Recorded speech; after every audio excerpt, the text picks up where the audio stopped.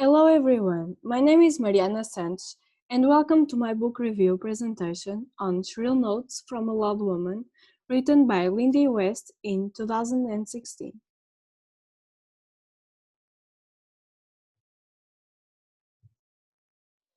Firstly, I will talk about the author. So, the author of this book is Lindy West, who was born on March 9th, 1982, and is an American writer, comedian, and activist. She is the author of the essay collection Shrill Notes from a Loud Woman and a contributing opinion writer for the New York Times. The topics she writes about include feminism, popular culture, and the fat acceptance movement. Lindy's work has been published in the Daily Telegraph, GQ, the New York Daily News, Vulture.com, Deadspin, Cracked.com, MSNBC, and The Guardian. In 2013, she won the Women's Media Center Social Media Award. In 2016, Lindy won the Stranger's Genius Award in Literature for her book Shrill Notes from a Loud Woman. On March 15, 2019, Shrill, the television series adaptation of Lindy West's memoir, premiered on Hulu. This book talks about the problems that fat people go through throughout their lives. More specifically, Lindy West's perspective as a fat woman herself. She tells her story ever since her childhood up until her adult years, as she is viewed as less for being fat. Lindy decides to write this book with the aim of giving overweight people a voice, hence the title being Shrill Notes from a Loud Woman, which also means she will be very straightforward on the way she speaks. And that's exactly what she did from the beginning to the end of the book.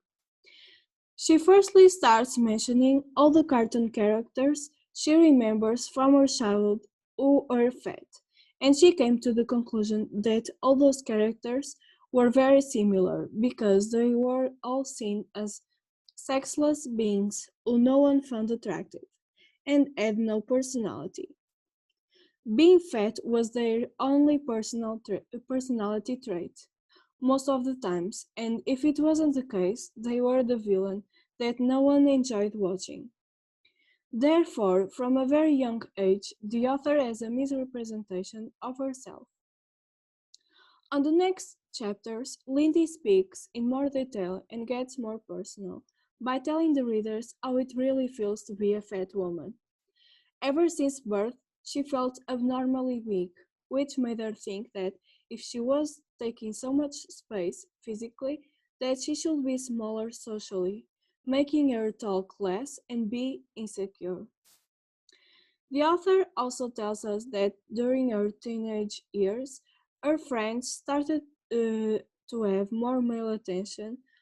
However, that wasn't the case for Lindy, leading her to think there was something wrong with her, and that no one could ever be attracted to her simply because she is fat.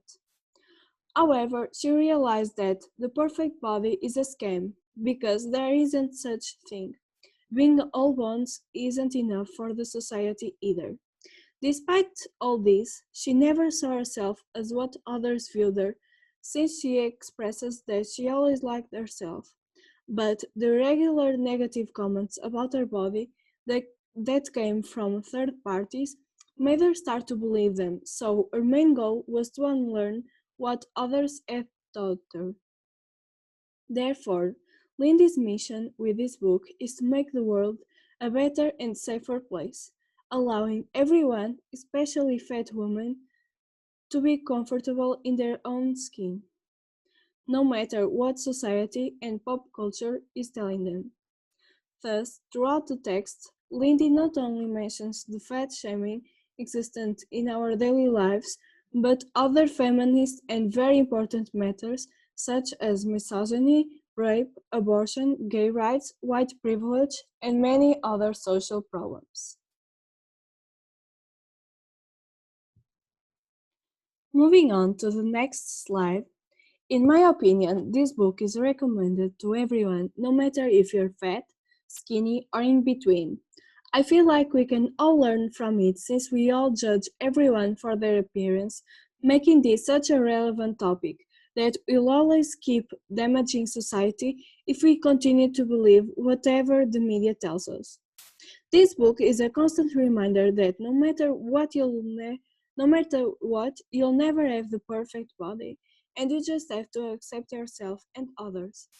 The book didn't shock me or surprise me because as a girl who is integrated in this society, I also consider myself a victim of the constant seeking of validation from others and the aspiration to achieve the desired body. I believe most of us, when reading this book, will realize that the size of our bodies doesn't determine who we are and that we should be more focused on other problems. Therefore, this book is definitely a must read for all of us.